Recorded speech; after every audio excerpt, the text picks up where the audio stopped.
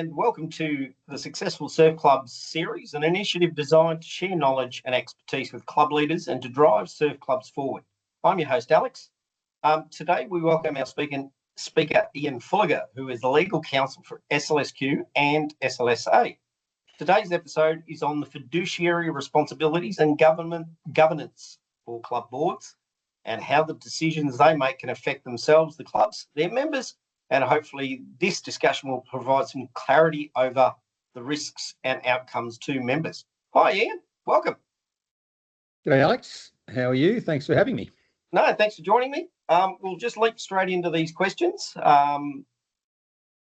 What are the key fiduciary duties for a board, and how can we ensure that these responsibilities are consistently upheld? It's a really important topic, I think, today's day and age.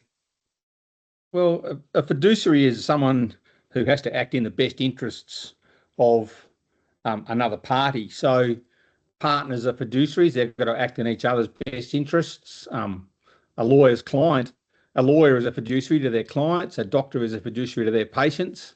And so for us, club directors are fiduciaries for the club and its members. And the key fiduciary duty of any club director or any director, whether it be a state centre or SLSA or a surf club, is they have to act in the best interest of the club and its members. That is the fundamental duty. So you have to act in the best interests of the club and its members. And as I've said a million times to many clubs around the country, you're never going to keep all the members happy all the time.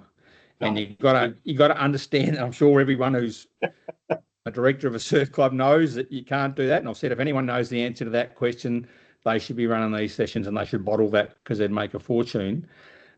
So that's the absolute key duty, act in the best interests of the club and its members. And then on top of those, there's acting in good faith, acting with due diligence, acting in accordance with the statutory duties that are imposed on directors of clubs under the Associations and Corporations Act in Queensland, and also under the ACNC, which is a key governance standard for us because we're all charities. So the ACNC is our principal regulator. So Governance Standard 5, if you Google that will come up, or you'll get it on the ACNC website. That is our principal duty that we have to meet as a director of a surf club. And that obviously includes conflicts of interest as a key part and key component of their decision-making process.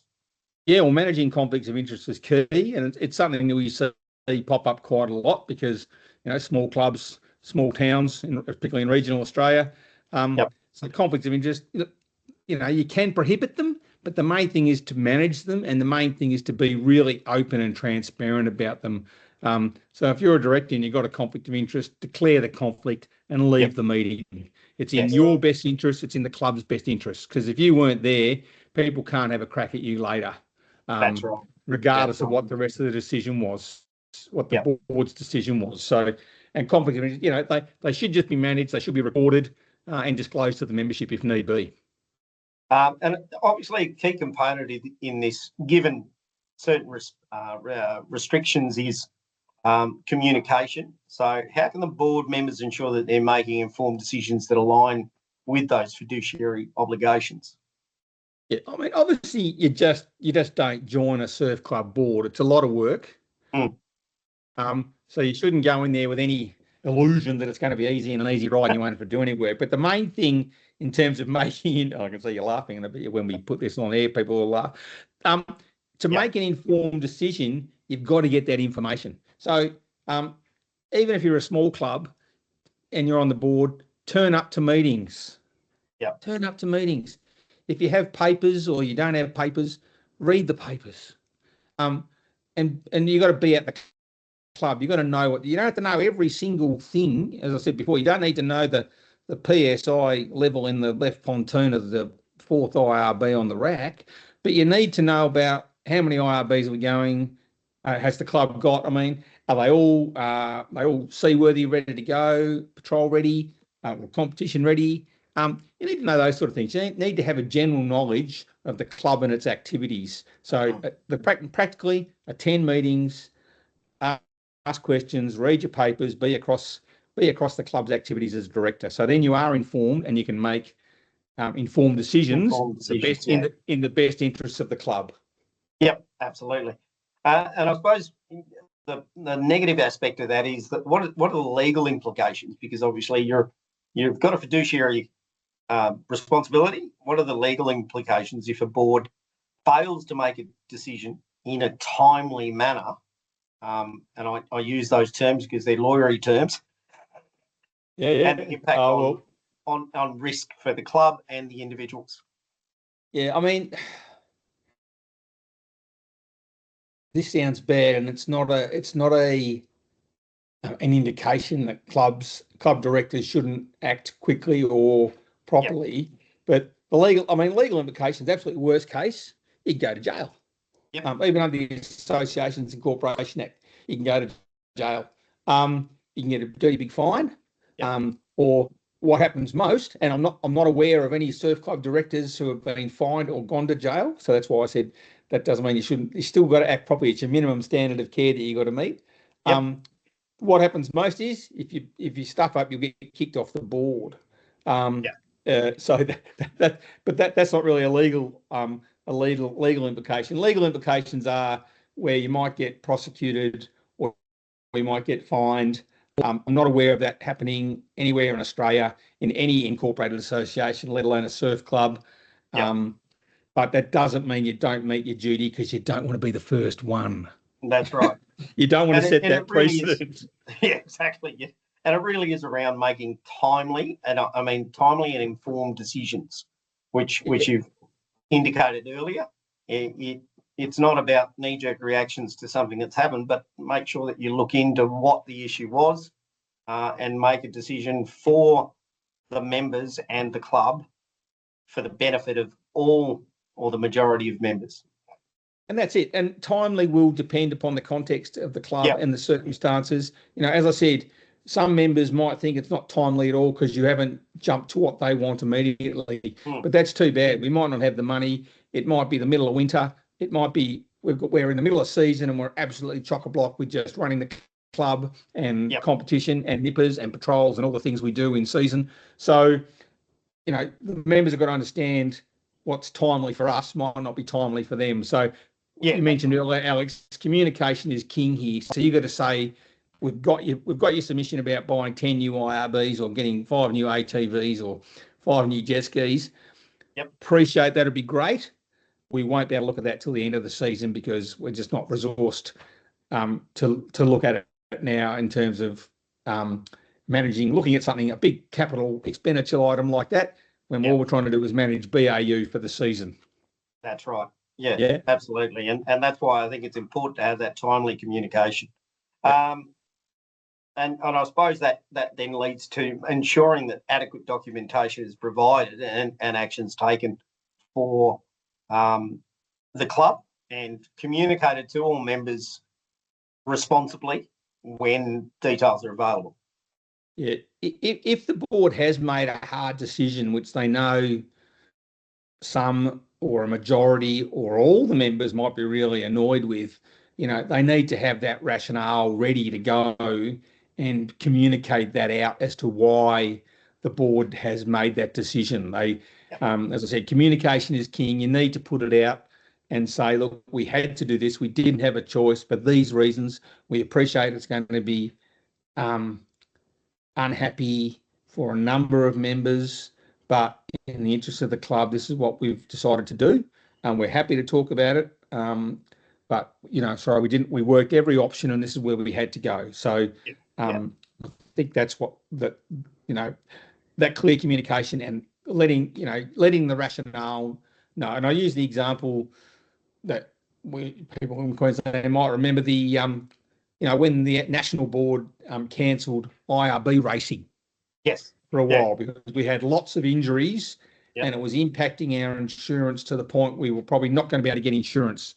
So the board cancelled IRB racing, but it didn't communicate the rationale very well, and it got hammered in IRB and clubland for this decision. Notwithstanding, it was a completely legitimate decision, but they just hadn't communicated it well. So when it was communicated saying, well, if we kept going, we weren't going to have insurance at all. So we needed to stop and we needed to undertake a review of IRB racing and looking what we needed to do to make it safer, less injuries, etc.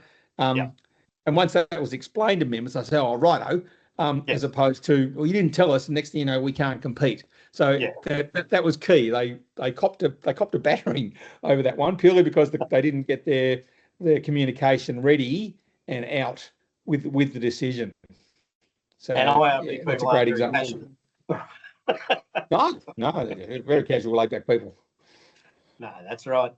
I suppose moving on, that covers a fair bit on boards and fiduciary responsibility. Can you give us a little bit about the core principles of governance, good governance for a club? Yep.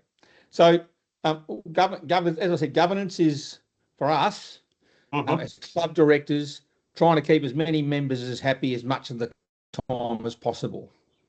Corporate governance is responding to the interests and wishes of your membership or your shareholders if we were a company.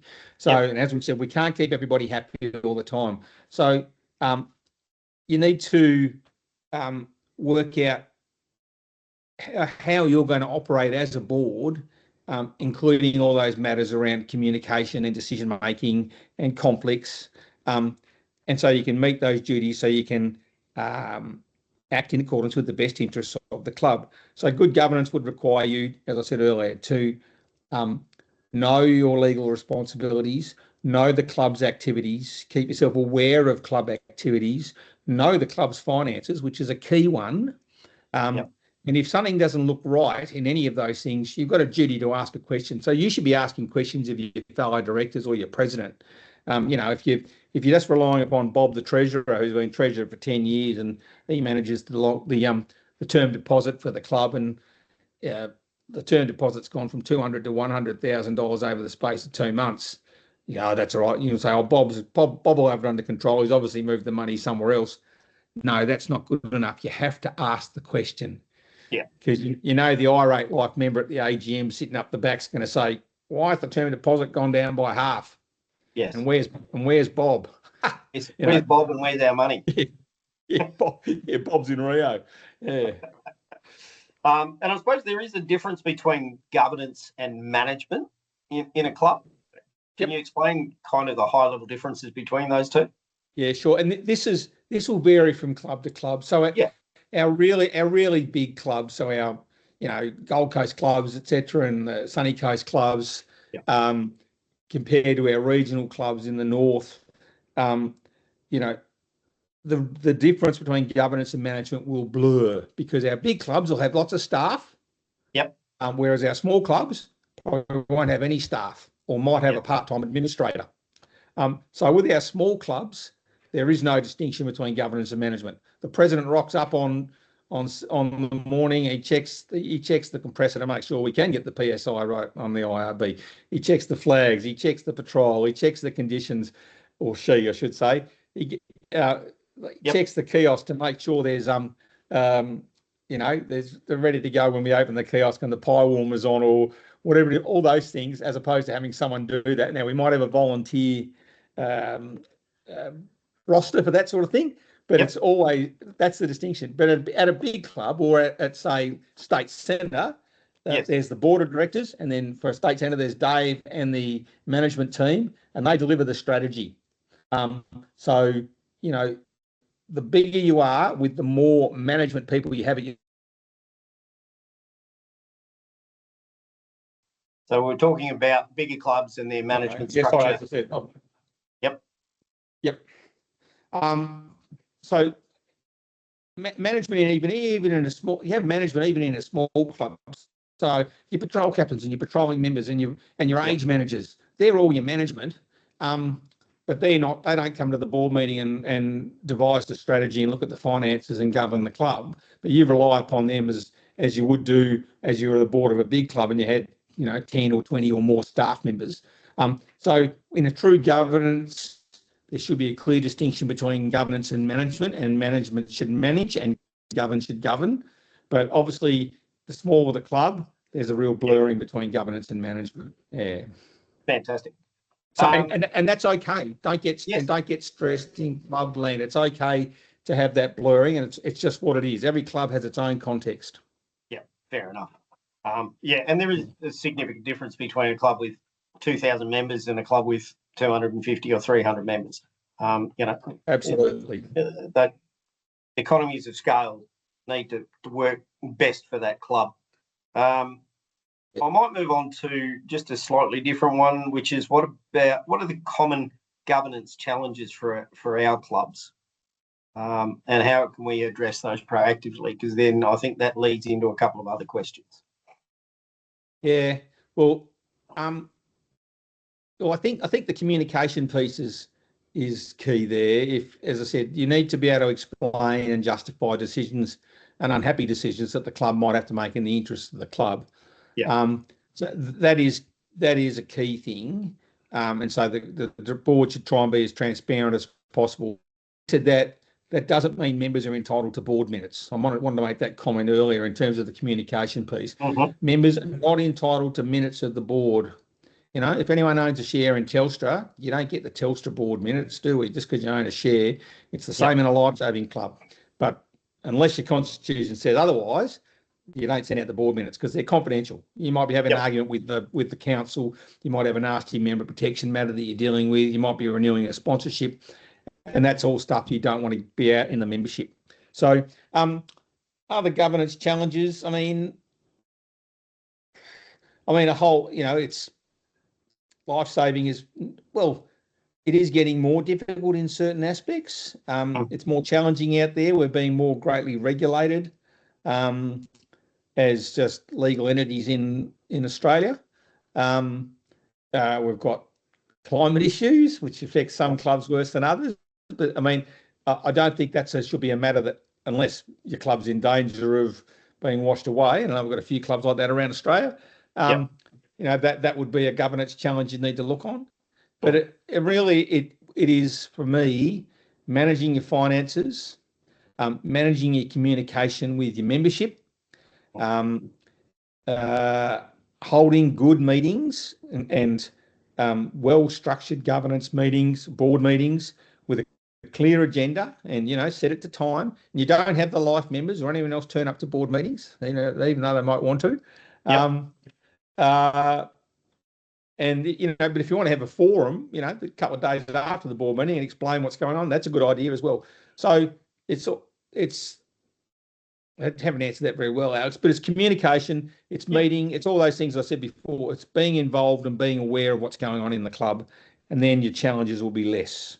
Yeah, and I think that is really the key aspect of it is around communication. I know that boards, and I appreciate and understand that minutes of board meetings shouldn't be distributed, but that doesn't preclude boards from editing a communication piece around a specific item that needs to be communicated to the membership, so that they understand where the decision-making process is coming from.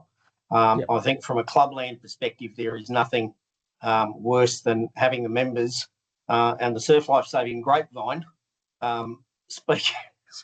take a matter, and all of a sudden it creates an untenable position for a whole bunch of people in the organisation, which could have been averted with a quick 3-paragraph communication to all members about why a decision was made in a specific manner. And I think that's key and critical.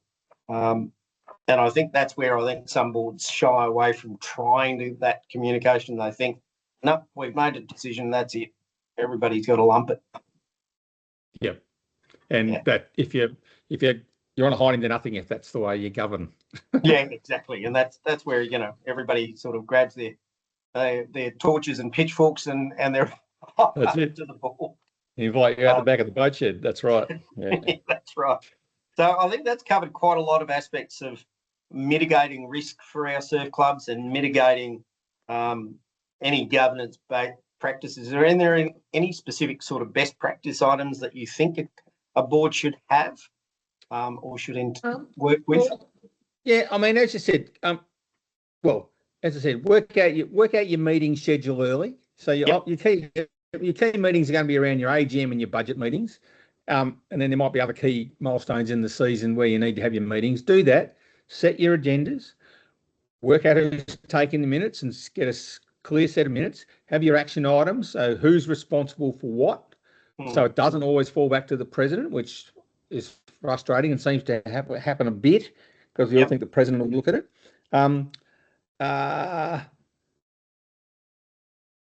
Have your conflicts of interest register. That should be a standing item on your agenda for your board meeting. Any conflicts of interest, we're putting out for a roofing plumber to re-roof the club. John, the director's brother Bob, might be a plumber, and Bob's going to tender for it. So John needs to step away from that process, but that needs to be documented. So that's just a really common sense, easy one to have a conflict of interest register and recording that.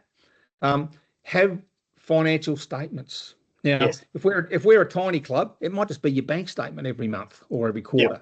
But then you can see, if that's all you've got, then you can see money in and out, and the bank balance. If you're a bit bigger, you can have your more complicated or sophisticated accounting system that can produce, QuickBooks or whatever they're called these days, that can produce a set of accounts.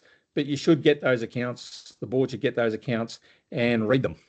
Again, that's just risk management, and it really covers your backside. You don't need to review your constitution every meeting. You don't need to take your constitution to the meeting.